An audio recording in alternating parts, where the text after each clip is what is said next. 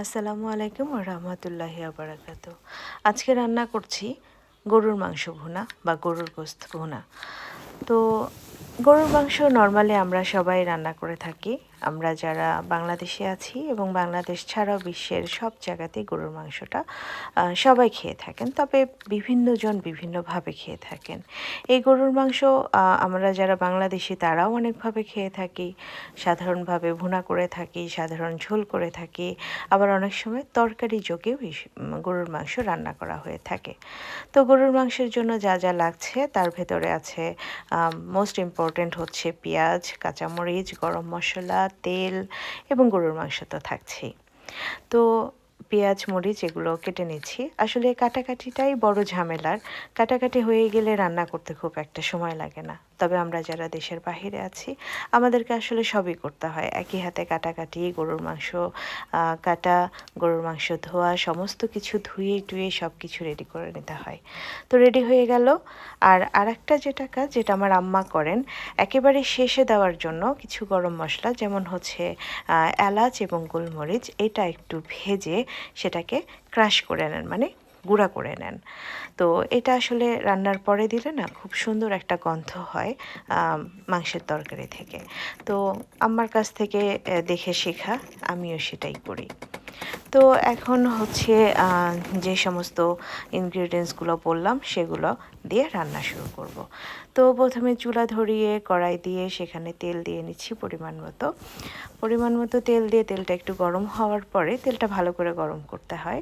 আমরা যারা রান্না করি তারা সবাই জানি, নাহলে তেল থেকেও একটা গন্ধ আসে। তো এখন গরম মশলাগুলো দিয়ে দিলাম আগে জিরা, সবুজ এলাচ, সাথে একটা কালো এলাচ, দারচিনি কয়েক টুকরো, তেজপাতা দিয়ে একটু ভাজলে একটা সুন্দর একটা গন্ধ বের হবে, ভাজার গন্ধটা।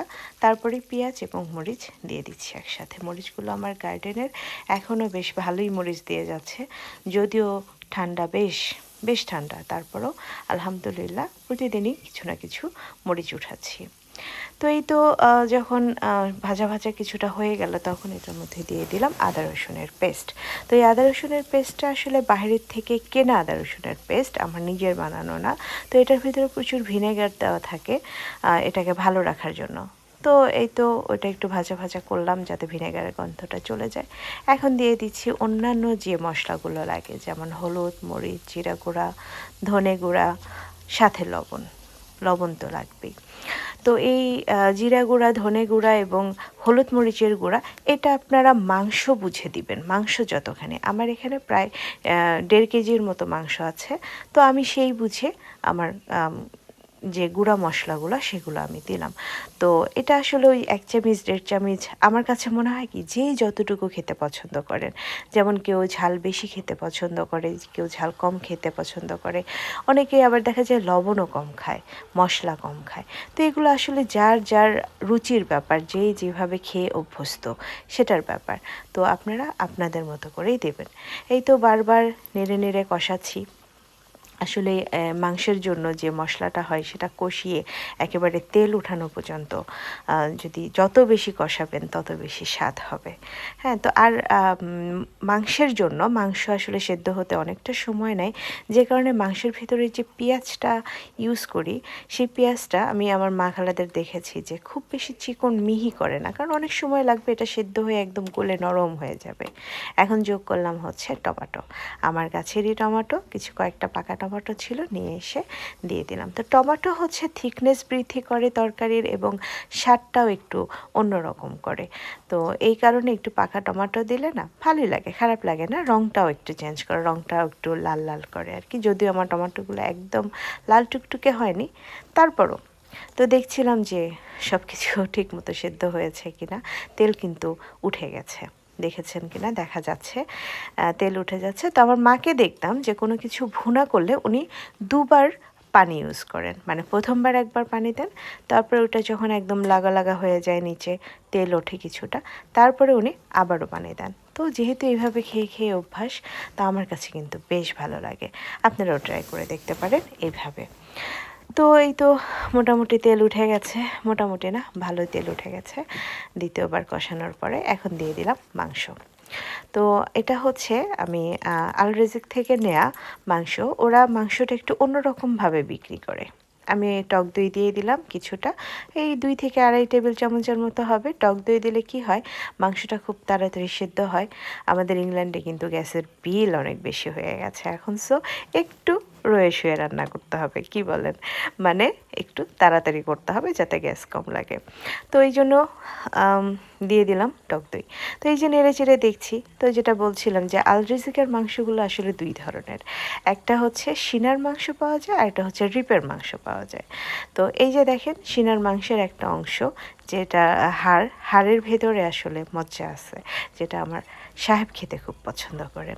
তো এটা এক সাইডে রাখলাম যাতে গলে মানে মাংসের ঝোলের মধ্যে না চলে যায় সেজন্য।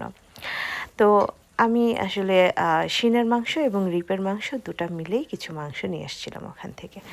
এখন এই যে কষানো হয়ে গেছে মাংসটা উইদাউট পানি, মানে কোনো পানি এর আগে আমি দেইনি। যা মাংস থেকে বেরিয়ে আসছে ওটা দিয়েই আমি মোটামুটি কষালাম। কষানোর পরে যখন দেখলাম যে হ্যাঁ মাংসটা মোটামুটি সিদ্ধ হয়ে গেছে, এখন এটার সাথে আরেকটু পানি যোগ করলাম। একটু ঝোলও থাকবে, মানে মাখা মাখা ঝোলের মতো থাকবে, আর মাংসগুলো একটু ডুবে থাকবে। অবশ্যই এখানে মাংসের চাইতে হাড়ি বেশি, কারণ সিনার মাংস তো এবং রিপের মাংসে হাড়ি বেশি। তো দেখছিলাম বারবার, এখন আবার একটু লবণ চেখে দেখলাম যে হ্যাঁ লবণ একটু কম হয়েছে। আমি আগেই বলেছি পিঙ্ক সল্ট একটু পরিমাণে বেশি লাগে, তো সেটা দিয়ে দিলাম। লবণ আসলে কোনো ব্যাপার না, লবণ চেখে আবার দেয়া যায়। তো দেখে আমি আরেকটু লবণ দিয়ে দিলাম এটার ভিতরে। তো আবারও দেখছি, আর গরুর মাংস তো এভাবেই করতে হয়, আমরা যারা রান্না করি তারা সবাই জানে। তো মোটামুটি রান্না প্রায় শেষের দিকে, দেখছিলাম তেলও উঠে গেছে। আর ওই যে বলছিলাম না যে পেঁয়াজ একটু বড় বড় করে দিই, সেই পেঁয়াজের কিন্তু কিছুই দেখা যাচ্ছে না। তো এখন যোগ করে দিলাম একদম রান্নার শেষে পেঁয়াজ বেরেস্তা। পেঁয়াজ বেরেস্তা আসলে সুগন্ধ বৃদ্ধি করে, খেতে ভালো লাগে। আর এটা পেঁয়াজ বেরেস্তা আসলে আমি একটু করেই রাখি বেশি করে, যখন যে খাবারে দরকার পড়ে আমি সেটা দেই।